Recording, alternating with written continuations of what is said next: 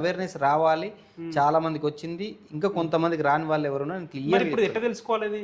నేను క్లియర్గా చెప్తున్నా. అప్రూవ్డ్ లెవెల్లో తీసుకోండి, హెచ్ఎండి డిటిసి. లేదు అన్అప్రూవ్డ్ తీసుకున్నా ప్రాబ్లం లేదు, కానీ అన్ని చెక్ చేసుకోవాలి. ఎట్లా అది ఎట్లా లీగల్ డాక్యుమెంట్ ఎట్లా చెక్ చేసుకోవాలి? మీకు లీగల్గా ఎలా చెక్ చేసుకోవాలి? ఇప్పుడు మీరు అన్నారు అటు నుంచి ఇటు నుంచి చేస్తారని, ఇప్పుడు కొత్తగా కొనుక్కుంటారు, నాకు ఎట్లా తెలవాలి అది? ఏది అన్అప్రూవ్డ్ లేవట్లనా? అన్అప్రూవ్డ్ లేవట్లో. సరే, అన్అప్రూవ్డ్ ఎలా చెక్ చేసుకోవాలంటే, సపోజ్ ఇప్పుడు ఒక డాక్యుమెంట్, రిజిస్ట్రేషన్ డాక్యుమెంట్ ఉంది, నువ్వు నాకు అమ్ముతున్నావు అనుకో, ఈ రోజు ప్లాట్ పొజిషన్లో నువ్వు ఉన్నావా లేదా అది చెక్ చేసుకో. ఎలా చెక్ చేసుకోవాలి? ఈ రోజు పొజిషన్లో first document number ECN type చేయగానే వచ్చేస్తుంది నెట్లో, ఎన్కాంపరెన్స్ సర్టిఫికేట్ ఈసీఎన్. అది ఎలా చెక్ చేయాలో చూపిస్తాను. కస్టమర్కి ఫుల్ అవేర్నెస్ ఇద్దాం.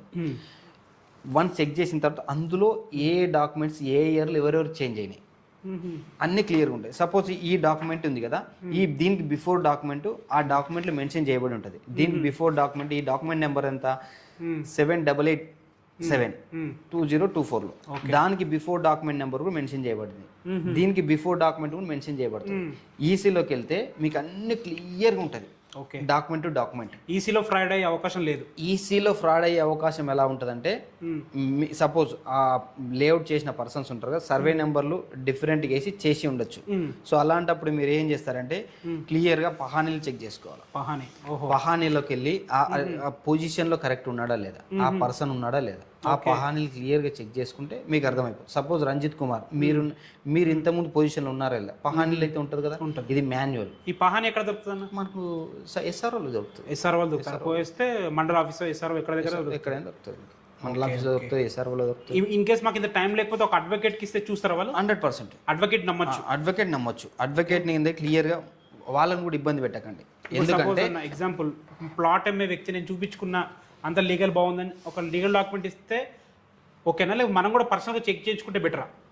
లేదు, మనం కూడా ఒక లాయర్ని కన్సల్ట్ అయ్యి, మీకు జీపీ లేఅవుట్లు అలాంటివి తీసుకుంటున్నామంటే ఒక లాయర్ని కన్సల్ట్ అయ్యి ఆ లాయర్ క్లియర్ ఒక 10 days టైం ఇవ్వండి. ఓకే, ఇమీడియట్గా ఎవరు మీకు ఏంటంటే ప్రెజర్ చేస్తుంటారు, అంత రేట్ వస్తుంది, ఇంత వస్తుంది, అంత వస్తుంది, అవన్నీ నమ్మకండి.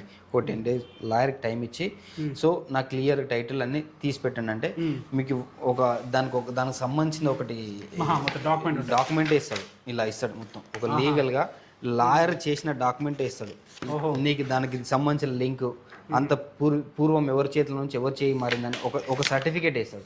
అంటే మంచి అడ్వకేట్ దగ్గర ఎక్స్పీరియన్స్ ఉన్న అడ్వకేట్, ఇలాంటి వాటిలో ఎక్స్పీరియన్స్ ఉన్న వాళ్ళ దగ్గరికి వెళ్తే మీకు ఇలాంటి సర్టిఫికేట్ ఇస్తాడు. మీకు గతం 40-50 సంవత్సరాల కింద ప్రాపర్టీ ఎవరెవరి పేరు నుంచి ఎవరెవరికి మారిందని అన్ని డీటెయిల్స్ ఇస్తాడు. ఇలాంటివి తీసుకొని మనకి ఎంత అవగాహన ఉన్నా కానీ అడ్వకేట్కి ఇవ్వడం కరెక్ట్ అంటారు. అడ్వకేట్కి ఈ గ్రామ పంచాయతీ లేఅవుట్ ఇవ్వడం 100% ఇవ్వాలి. ఓకే, ఇచ్చుకోవాలి. ఈ ఎల్పీ నెంబరు ఇవన్నీ ఉన్నాయి కదా, వాటికి ఇవ్వకపోయినా మీరు ఓన్గా కూడా చెక్ చేసుకోవచ్చు. ఇస్తే కూడా బాగుంటుంది.